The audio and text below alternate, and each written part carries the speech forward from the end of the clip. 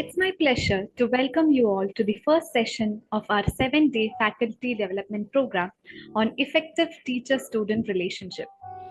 Over the next week, we'll dwell into various aspects of fostering positive and impactful interactions between teachers and students, which are crucial for academic and personal growth. Today, we are excited to commence with the first topic that is both timely and essential: decoding Gen Z, insights into their psychology and behavior. As educators, understanding the unique characteristics and needs of Gen Z students are significantly essential to enhance our teaching strategies and student engagement. To enlighten us on this topic, we have a distinguished speaker with us, Professor Vigrant Bapu KG. He is a highly esteemed RCI registered clinical psychologist currently serving as the assistant professor and PG program coordinator in the Department of Psychology at Christu Jayanti College, Bangalore.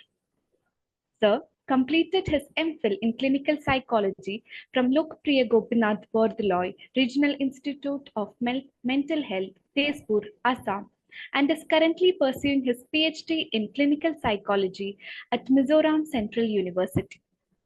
His professional journey includes significant roles such as lecturer at Rajiv Gandhi National Institute of Youth Development, Sri Perumbavoor, and Junior Research Fellow at National Institute of Mental Health and Neurosciences, NIMHANS, Bangalore.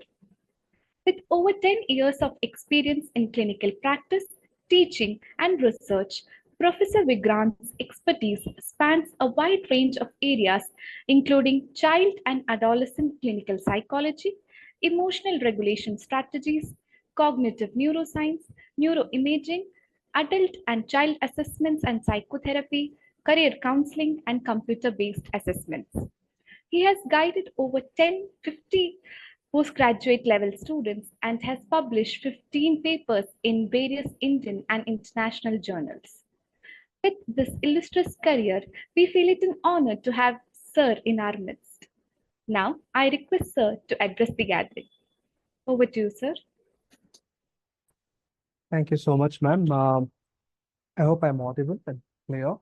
So, Yes, sir. Yes, sir. yeah, thank you, sir. So, good afternoon, one and all present here. First of all, I would like to place on records my thanks to the management and Don sir for inviting me and asking me to talk on such an interesting topic. So, first of all, when I started trying to understand what was the relevance of this particular topic, and then I started looking into the major picture. So I'm considering this as a smaller picture in this 7-day FTP titled Effective Teaching Strategies and with Effective Teacher-Student Relationship.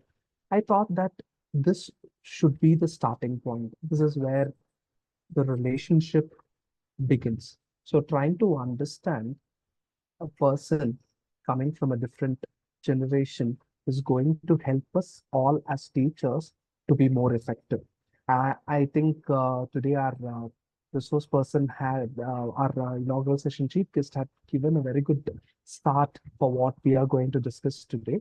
So first of all, let me just ask some questions. So let us try to understand what teachers do you understand when we say the term Gen Z. So you can just drop in as a chat message so that I can see that, I can understand. You can just tell me what you understand when you hear or say that word Gen Z.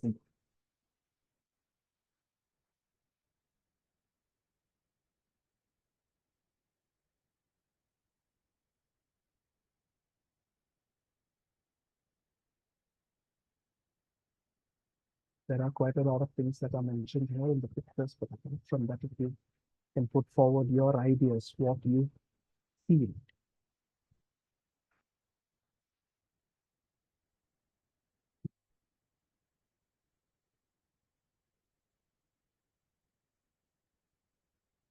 No? I think then I should consider all of you to be in empty slate and start scribbling everything that I know right from the beginning. Okay, so anyways, to start talking about Gen Z, first we need to understand what are these generations and how these generations are determined.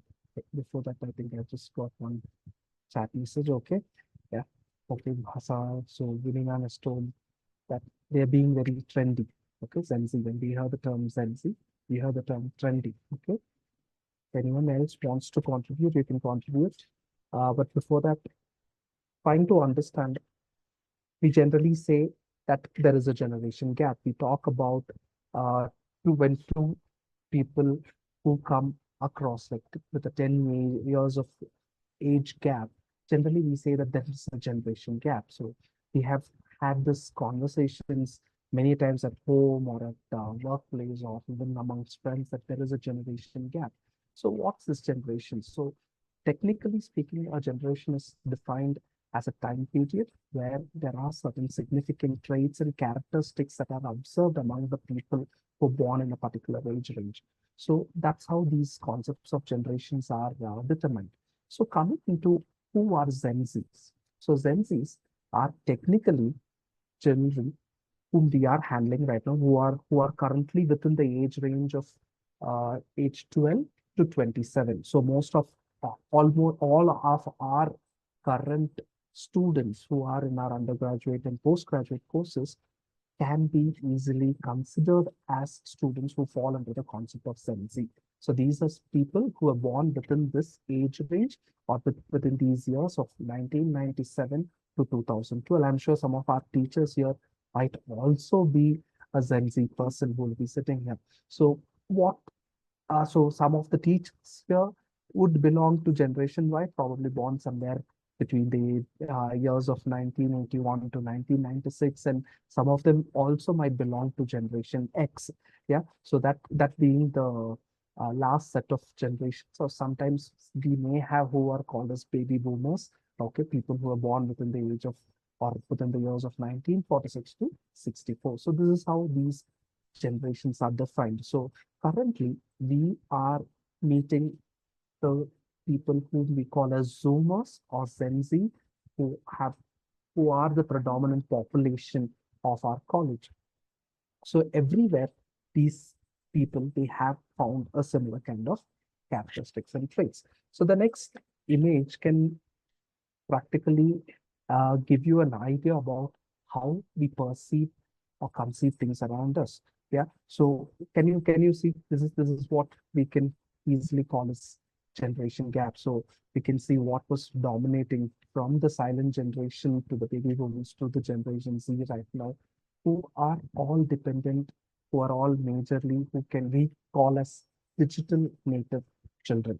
So a small research was conducted where they tried to understand what students think about faculties are doing well and how faculties can support the students' success. So this was conducted recently in 2022 to whom we today call as Gen Z students. So these students had come up with these wonderful quotes. I think this could be a beautiful start for us to understand about who we are going to handle in our everyday classes. So for the first quote says that uh, a teacher is someone who really cares for the students and the material, bridges the gap between academia and industry flawlessly. Okay, so these are all some of the expectations that they have put forward during that research. Have the student find the best resources and share with the classes. And the third quote is give students great opportunities to present their thoughts and voices. And the fourth is enthusiastic about subject matter and could communicate to student well. Also, was extremely understanding towards outside circumstances like jobs and commutes and was always willing and available to help with any questions. Understand the anxiety attached to office hours or being called on during the classes. And the last quote is integrate a socially conscious curriculum. So this itself very beautifully portrays or tells us what is their expectation.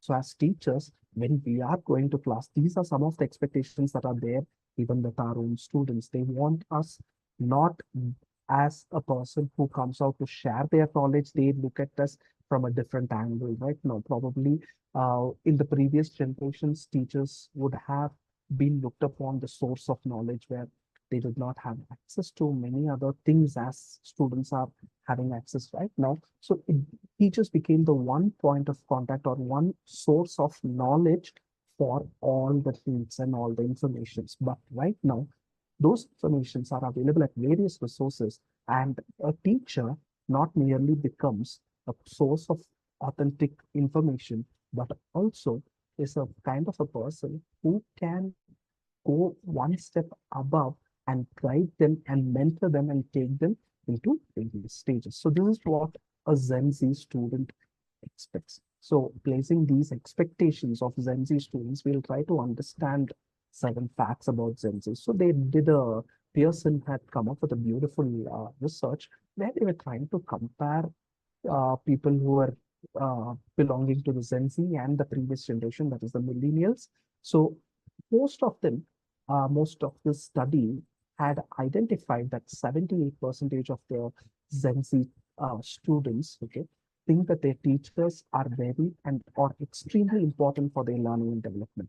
They place a lot of importance for who we are, okay, for the role we play, okay, compared to millennials, the importance that is placed, even though they have a lot of resources available around them, still teachers play a major role. That makes us even more relevant for these students. And they also um, close to 39% of these Gen Z students have mentioned that they prefer learning with a teacher leading the instruction. So they need a teacher to be present in the class in order to go ahead and give that instruction or guide them. So as I was telling before, all they want is a mentor who can show them the pathway on where they can get the knowledge and what they have to do. Also, they have also identified 57% of the Gen Z students prefer in-person activities with the classmates. Okay, so it is time that we change our teaching pedagogies to incorporate a lot of activity-based learning. And also, they've found that only 22%, okay, of the Gen Z students prefer self-directed learning, where they go, they find the resources, they learn for themselves, only 22%. Rest all need some form of guidance. They want them to be shown a pathway, a direction in which that would be more authenticate forward. Okay. So this was some of the facts. And again, they also found that it doesn't mean that teachers are the only source of information for them. As I told you, now they also have placed a lot of importance on YouTube. Yeah. YouTube has become one major learning channel for many of the students. Okay. So YouTube is one of the most preferred learning methods. Okay, compared to millennials who preferred a lot of good old books. Okay, Gen Z students prefer to learn through visual and auditory combinations. Okay, so more than reading or kinesthetic, these are people who would want an audio-visual presentation of things that are happening. Okay, so adding a lot of videos during class could be much more entertaining for them. And also, it has been identified, okay, Gen Z students, when compared to the millennials, okay, 47% of the Gen Z students spends 3 or more hours per day on YouTube. Okay, so you can do the math calculations. You can see that in a day, close to 3 hours or more than 3 hours, students are spending in platforms such as YouTube, where these platforms could be made use as a potential form of learning as well for these students. Okay, and also they have identified 55% of the Gen Z students. They have mentioned that YouTube has contributed to their education, learning, personal development in the last 12 months. Okay. So they feel that it plays a major role. It contributes, like it can help them to mold themselves. So along with the teacher, there is a need for them to stick around with the technology is a very important fact about Gen Z students. And the last fact is these Gen Z students are app generations. Okay. Even in education, they expect if it is in a form of an application, okay, if it is in a form of a phone application, learning can happen even more faster. And sometimes, many a times, we are encouraging game-based or interactive games that can become more and more educational in nature. That is also one other major expectation that is placed of about a student coming out of this particular generation of Gen Z. So now coming, these facts and other things have given us a fair bit of idea on what kind of expectations they have, learning methods, whom they prefer to learn from, what kind of role each and every one plays, what is the role of a teacher, what is the role of the technology. Everything is very clearly placed. And this all accumulates to make us understand about who are these Gen Z students and what are their basic characteristics and traits. Okay, so when I wanted to learn more about what is their psychology, wanted to understand what kind of behaviors they have, because these things again can guide us to become more effective teachers, can help us understand that improve our relationship with these Gen Z students. These students are more digitally natives. Okay, so these children were born during a period where smartphones were booming. Okay, and everyone, practically everyone, had a smartphone in their hand. So made them very much close to these technology-driven aspects. Okay, so they are all generally, Gen Z students are generally called as digital natives. Okay, even though we are calling them digital natives, it doesn't mean they don't prefer any other modes of communication. So they have, or they prefer face-to-face communication. That's what some of the researchers are saying. But still, they have, if many of these learning and aspects are integrated as a part of their digital world, it becomes easy for them. Next characteristics that they have, researchers have identified, is they prefer a lot of autonomy. So one of the researchers had, which was conducted among the college students, had suggested that students prefer doing projects independently rather than on a group, because it can help them to work on their own pace, and it can help them to come up with their own set of creative ideas to be presented in front of the group. So they prefer working autonomous. They want to be the one person who can think and accumulate all the ideas and come forward. And these students also expect immediate feedback. I think this is something that most of the teachers would have felt even during our everyday interaction with the students.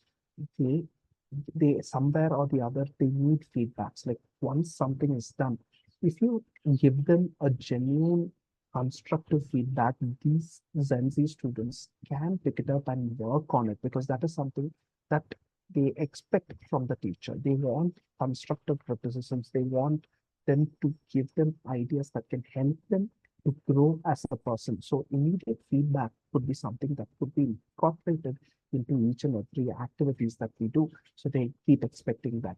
And there is transparency in working. Okay, so two points that Gen Z students prefer when it comes to whom they work around with. One is transparency, and another is micromanagement. So they expect a lot of transparency to be there in their work. Okay, everything should be put forward, everything should be black and white, crystal clear, should be known what we are doing, should be very clearly put in front of them. Otherwise, they find it very difficult to adjust. And another thing when it comes to their expectation around the workplace is in terms of micromanagement. The more you try to micromanage Gen Z individuals, the more it becomes challenging for them. They don't like to be micromanaged. As I told before, they prefer being autonomous. So, uh, coming into micromanagement, taking care of each and every small things, trying to intervene into all small aspects, could disturb their autonomy. So this can result in them not wanting or willing to effectively function in that particular scenario. Okay. And moreover, these Gen Z students, they like a lot of meaningful interactions. They like to take a lot of challenges. They like to go forward, meeting, trying to some face certain things that they feel, or then others say that no, it is something that is typically challenging for a student to do. These are some kind of activities that they prefer to do. So giving them more and more challenging activities can enhance their attention, motivation, and make them stick on to that particular activity and work that they are getting involved in. One other very important thing that caught my attention when I was trying to understand about Gen Z students are their focus onto health and also the aspects of mental health. Okay, so even though they are very much aware about their mental health aspects and health aspects, these are also the individuals who go through a lot of mental health issues. Okay, so a lot of researchers have been again and again pointing out towards the issues that happens with the Gen Z students. I'll be giving a little more focus on what are the reasons that they go through that mental health issues, but they are very much aware. They're open to discuss about it. They come forward. They are like, okay, I have this problem. I think I need a professional care for this. I'm ready to go out and discuss about these issues with others. This was something that was absent in the previous generations. These generation kids are more aware about what is happening with them. They are also willing to go forward to take effective and necessary measures in order to get it corrected. So there is a lot of focus on health and mental health. And also these Gen Z students like to live and enjoy. I think many a times we do see that these individuals, they prefer these small activities. So weekends are meant for break. They don't want to engage into any other things. They just want this to go out, enjoy their days, have a fun-filled life. So this is something that comes out as a major part of their generation characteristic itself. So most of them, they would want that break, that 1 day or 2 day break that to be there, because this is a time that they want to spend on to themselves. That, as I told you before, since they focus a lot onto the mental health aspects, they feel that this personal time that they are having, the new time that they are having, is something very essential to keep or maintain their mental health aspects. So, again, one of the very important thing is the value. There is a value, a lot of values placed in terms of what is the purpose of us doing a particular activity, the ethical aspects, and also a lot of value on work-life balance. These are students who were during the pandemic time at home, they were seeing things happening around. So they have understood and they have started preferring a lot of work-life balance. So these are some of the major traits that we have a lot of researchers have directly pointed out towards Gen Z students. Okay, so when we started, when I started asking the question about what who's a Gen Z student, we did not get much of responses. Most of the time, we see from a different perspective that yes, we do see that there are a lot of things that do not match with our ideologies, okay, match with our generational characteristics. That would make them to stand out very special. Okay, but these are some of the most important takeaways that we need to have. So we need to understand these major characteristics of these Gen Z students. So now coming to get a clearer picture. Like when there was a question asked, okay, about who's a Gen Z student. That question I asked because it was part of a research that was done at Stanford University, and the Stanford reports, they come out with saying that Gen Z is often misunderstood.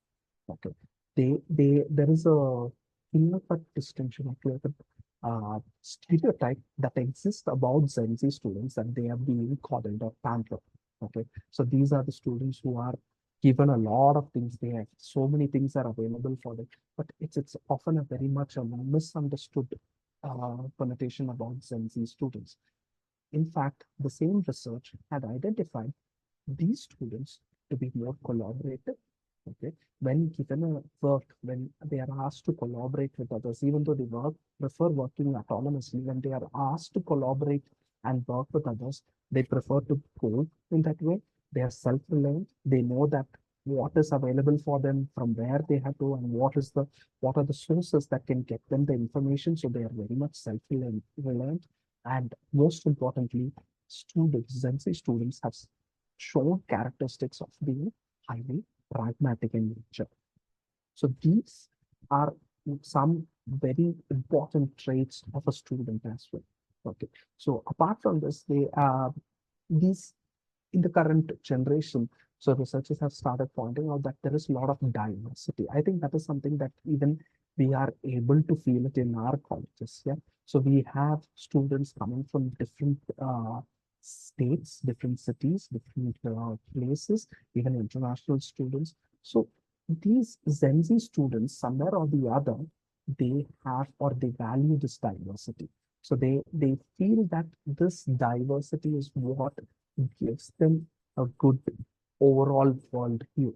Okay, and this diversity helps them to form their own identities. Okay, using these diversities that is existing among their world, they try to find their own identities. And one more very important point that the Stanford report brought out was that even though they grew up with the internet, okay, where the internet started becoming very prevalent, okay, and this particular availability of the internet shaped the world.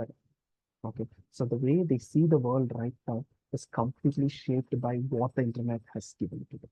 Okay. So that is why these kids, they have a very different set of thought processes running around them.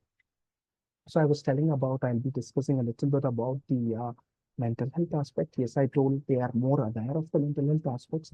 Even researchers have started suggesting that these are the individuals who go through a lot of mental health challenges as well. So as a teacher, it is very important for us to understand what are the potential causes of mental health issues among the Gen Z students. Okay, so one very important thing that can be increasing or what making them talk more about the mental health issues is one is that awareness. Okay, internet has decoded the myths, and they are now like, okay, mental health is another problem, like just like any other physical ailments. Okay, I can go out, I can talk about it. Okay, the stigmas that were associated has slowly started coming out. It is okay for me to go out and talk. It is okay for me if I share things that is happening around in my world to others. It's nothing wrong. So they started developing these kind of pictures and everything. So this decreased mental health stigma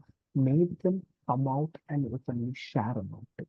But there are certain factors that started impacting their mental health aspects. So one was more social media conversations. I'm sure when you think about Gen Z students, one thing that comes immediately into our mind is their social media connections. Okay, so even a research article that was put was very clearly stating that how Gen Z workers, they prefer going online, okay, searching for jobs online rather than going in person, trying to meet a person. No, they would prefer sitting at home, sitting in LinkedIn, trying to identify the jobs that are available for them, trying to apply through them, trying to read more about them. So they prefer social medias and internet to be an authentic source. Okay. So the more the social media conversation that happens, more issues start creeping up. Okay, so this was one of the major concerns when it comes to Gen Z students having issues with mental health. And another thing is they start spending more they are into the social media, the less time they spend with others. Okay, so social, we are all we are all social beings. We need to be around individuals. We need to go interact, meet, discuss with people. We need to somewhere or the other keep talking to others in order to get more pictures.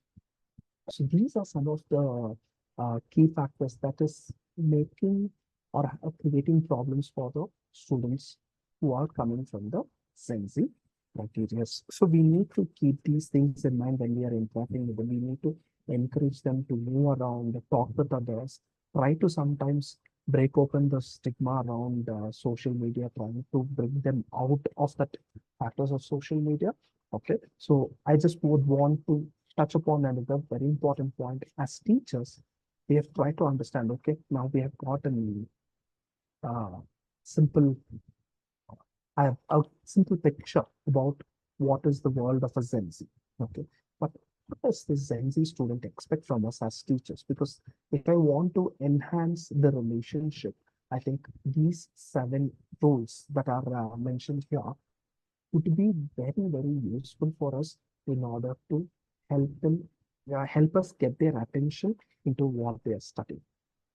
So teachers kindly make a note of it and listen to it very carefully. So the first point that researchers are suggesting is that we need to give them very clear guidelines. Okay, so if you're coming up with an activity, try to make sure the guidelines are very specifically given. Like what has to be done, what should not be done, what is expected, when it has to be submitted, right on day one.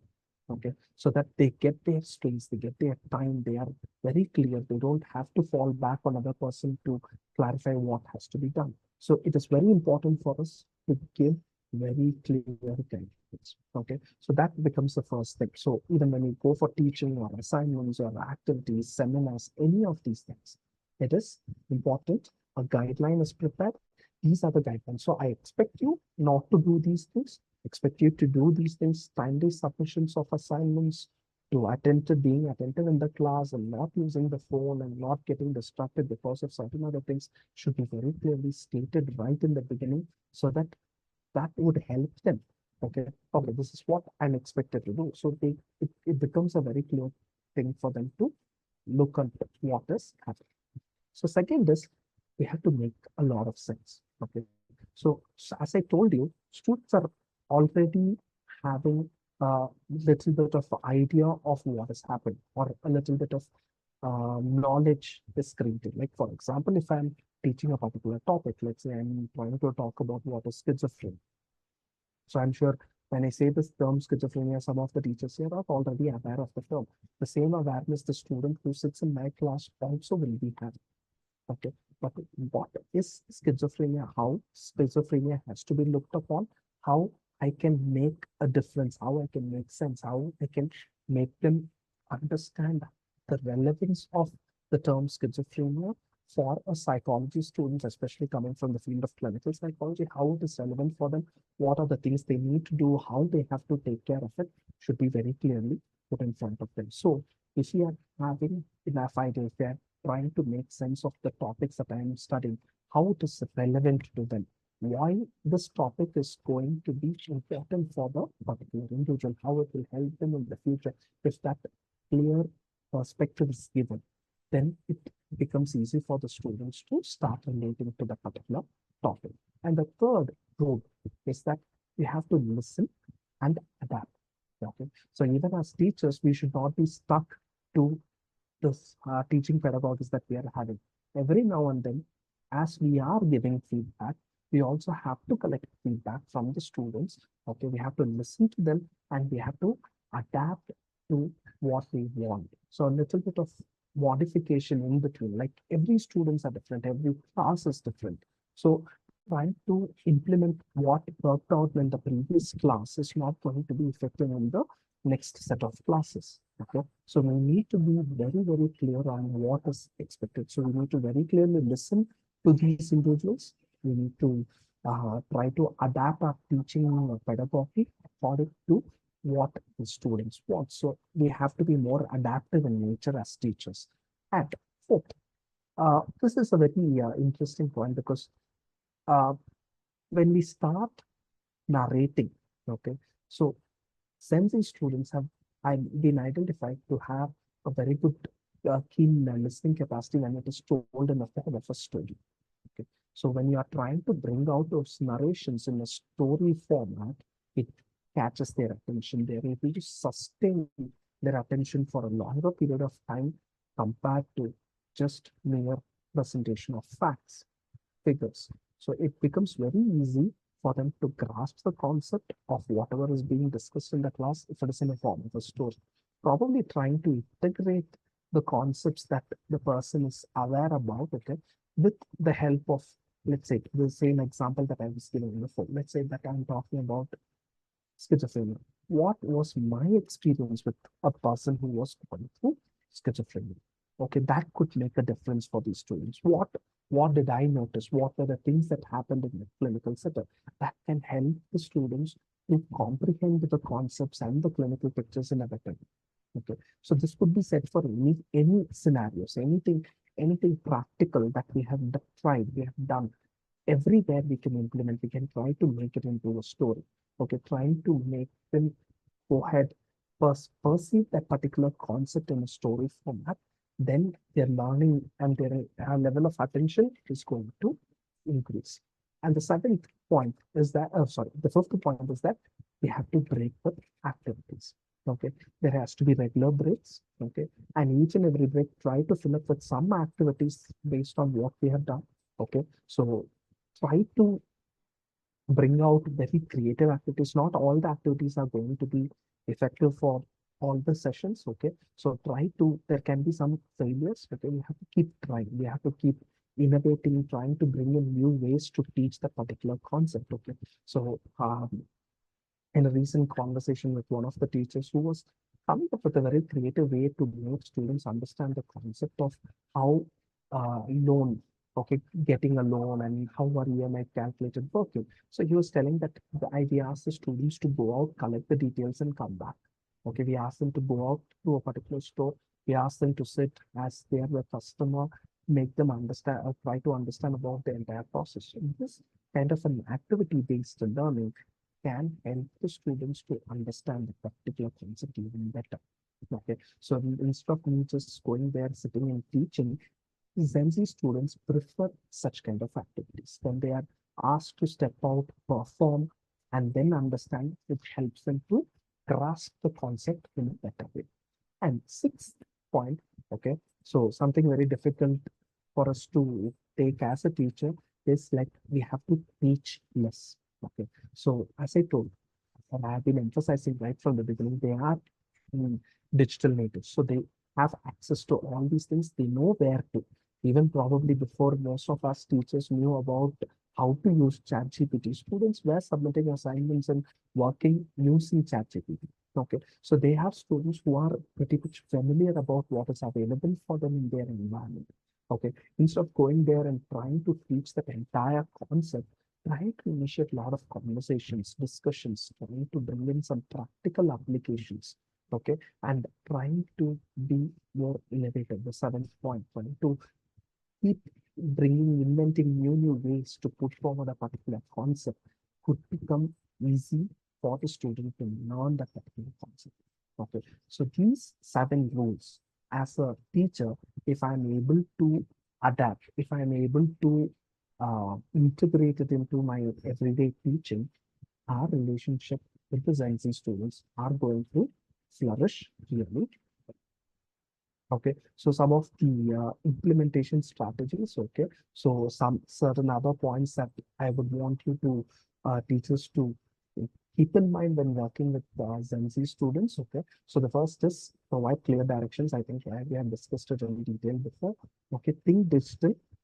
Most like try to integrate a lot of technology in your assignments or activities or any form of assessments that you do. Okay, so whenever you try to think of any activities, think digital. Try to see how you can incorporate it. Okay, so when I say, oh, for a particular subject, I want students to understand or come out with innovative posters, okay, digital posters that they can use in Instagram and any other social media platform to promote healthy behaviors. Okay, students were very happy to do that. Okay, they put in a lot of effort rather than me asking them to prepare a chart and come here. Instead, I gave them a task of making a digital poster. So where they were expected to come out with all the major health benefits of engaging into a particular exercise or eating habits or any other like sleep hygiene and other things. So when I integrated that technology concept into it, students became more and more interested in it. Okay, so somewhere or the other, the assignments and activities that we are doing, the more digital incorporation takes place, the more interested students become. Try to have fast delivery using contents and graphics. Okay, so try to have a lot of contents based out of graphics. Okay, images and pictures rather than words that would keep their attention sustained for a longer period of time. Make sure that you're giving ongoing timely feedbacks. Okay, keep talking to them about the importance of having a feedback, what it is, how they have to uh, understand and keep going forward. Okay, and give a lot of bite-sized information. Okay, small informations. Okay, don't try to put a lot of information onto the same day. Okay, they take in small bites or small pieces. Okay, so it is, let's say that if it is a 40 minutes class, we try to divide that 40 minutes class into two sections. first 10 minutes I present a piece of information, I incorporate a small activity that would help them to consolidate the information that I have given. Same way, in the second half, again, I can present with another small piece of information, and then I can integrate it with the activity. So this can make the student comprehend the concepts much better. Okay, so try to pack always a bite-sized information, not a huge size. Okay, allow for face-to-face communication, encourage a lot of face-to-face communication. This can help them to come out with their from their mental health issues. Okay, understand commitments outside of school. Many students, even in our college, when we sometimes sit, have a conversation with the students, we understand that the student is doing many other things outside the college as. Okay, so sometimes it is we have to give importance because they, as I told you, they feel that they have to be self-reliant and autonomous. That they feel that it is okay. It is good that I'm going to sponsor my own education. Okay, even I've seen some of my own students do that. I need to sponsor my own education. I don't want any support. Okay, even though this is not a trend very common in our country, but it's a growing trend. Okay, so sometimes we need to just understand the commitments outside the okay, and many times students prefer doing a part-time job just to get certain kind of theoretical, practical input from the morning colleges of theories. They want to look into how practical aspects work. Okay. Also, they also look into it as an opportunity for them to get placed in a much better organization in the days to come. So these are some small factors that can help us to understand. And also, very importantly, we have to help them acknowledge that failure is a part of learning. Many times we would have noticed or we would have felt that they are not able to accept failure. Okay, it is because of the fact that they know that they are capable of doing it, and any kind of failures they feel they treat it as a big threat. Okay, towards their capacity, towards their being self-reliant. Okay, so this can be a challenge for us as teachers. So sometimes if we are consistently talking to them that we, we have to accept failures, and failures are a part of our learning, that can help the Gen Z students to integrate these informations in a better way. Okay, so these are the major points that I wanted to convey. So I just wanted to today give you a holistic idea of who are Gen Z students, where they come from, what are their expectations, what are their basic traits, characteristics, their mental space, basically, and how, as teachers, we can try to integrate certain aspects to enhance our relationship with the sensing students. So, if you have any questions, I would like to take few questions.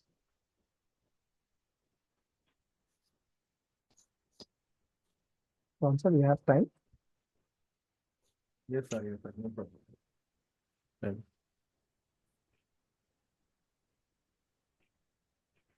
If the participants have any questions, they can unmute and ask the questions one by one. You can also send in our chat box your questions.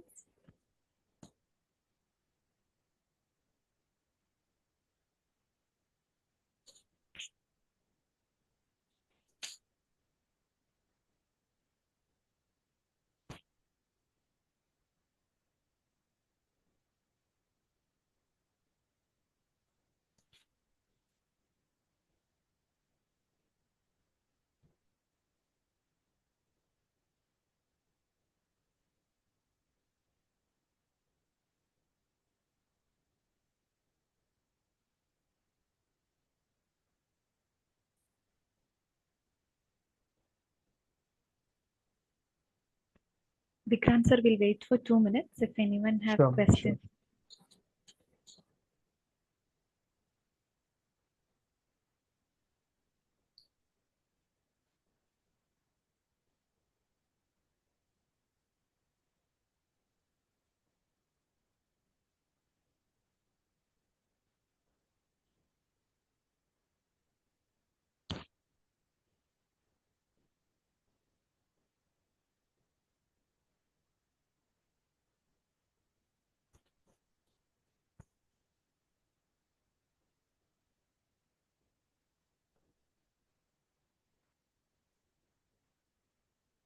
Okay.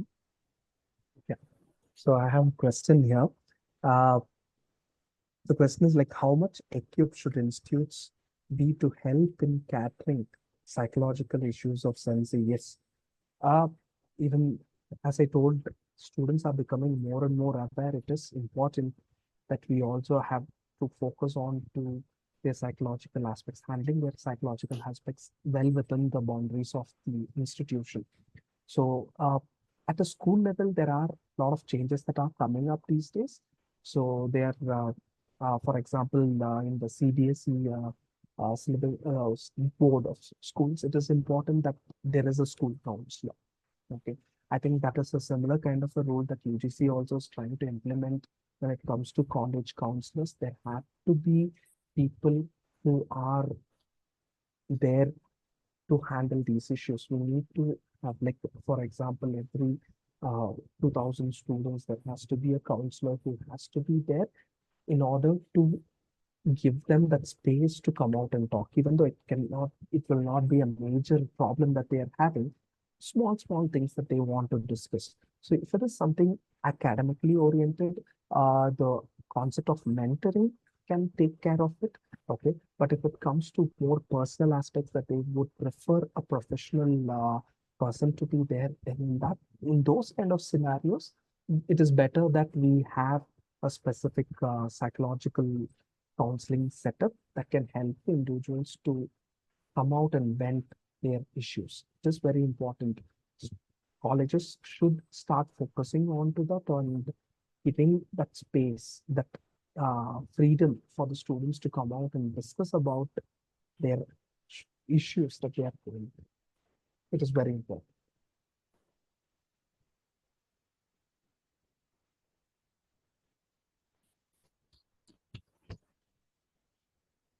Okay, so there is another question from your experience and from what research tell us. How do Zen Z handle being challenged publicly publicly by peers and elders? Yes, very important point. I told you one of the pointers that I had started the session off with, where we were suggesting that they do not like to be called in on in a class. Okay. So as teachers, when we pick up a name, when we try to question them, it's something that they would not prefer. Okay. So they feel that we are putting their competencies in question. Okay. And these students, they generally prefer to have their own space. So it's important we consider and we give them that space. At the same time, there are certain challenges being like in such kind of an environment. It is important that we focus, make them focus on to topics that are going on. So sometimes just getting them to be paying attention more towards the class, we do that. Okay, even though we feel that it is necessary, sometimes it can like coming up with harmful statements or sentences could be very damaging for the person. So we need to be very cautious about how we are communicating that particular point to that particular individual. Okay, we have to be very clear about how we are challenging this particular thing. Okay, so the challenge should be put out in a perspective that the person feels, okay, it's for my own well-being. Then their perspective, if it is in that way, then I'm sure that the student would take up the challenge and try to work on, because they love taking up challenges. Uh, I've answered the question. Are there any other questions? Okay. Okay. It's the work hard and see reward attitude of Sensi contributing positively to their well-being. Okay. So more than work hard, Sensi students are work smart. Okay. They don't want to work hard. Okay. They would want to identify ways in which they can make their work more effective and more presentable. Okay. Yes. Uh, it does, because when they see the reward that they want for their that they have got for their work that they are doing, it does encourage them. It acts as a positive reinforcement for them to engage more into such kind of activities, and it naturally enhances their well-being. Many a times, the problem that they face is that they do not get credited enough. They do not get that recognition that they are supposed to get based out of the work that they have done. So that could be a potential challenge that we are facing. Okay, so if we are giving that appropriate feedback, constructive feedback at that point of time, telling them that, okay, I really enjoyed going through your work. I saw that you have put in so much of effort. If I'm trying to appreciate it, it can be a very good thing for their well-being and mental health. It can help. It can be a positive attribute towards their well-being and mental health.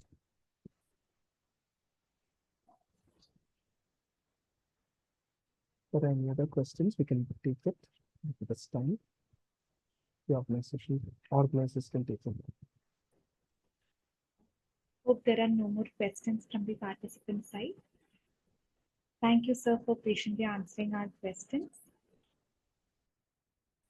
And I once again thank Professor Vigrant for that enlightening and thought-provoking session. Your insights into the psychology and behavior of Gen Z have provided us with valuable knowledge and understanding that will undoubtedly enhance our teaching strategies and relationship with our students. We are grateful for your time and expertise, and we look forward to implementing those strategies and insights you have shared us today. As we conclude this session, I would like to extend our heartfelt thanks to Professor Vigrant once again for his invaluable contribution to our faculty development program. Thank you, sir. Thank you all for your participation and engagement. We look forward to seeing you in the next session. A feedback form will be sent in Zoom chat box as well as in your WhatsApp groups. Please fill the feedback form. And a gentle reminder, attendance in all the days of the FTP is necessary to obtain the certificate. We'll have the next session tomorrow, that is on 7 June 2024 at 3 p.m. on Teachers' Role in Students' Mental Health by Dr. Jonas Richard A., Professor and Head, Department of Social Work and Director, Center for Life Skills Education at Christogendy College, Bangalore. Thank you.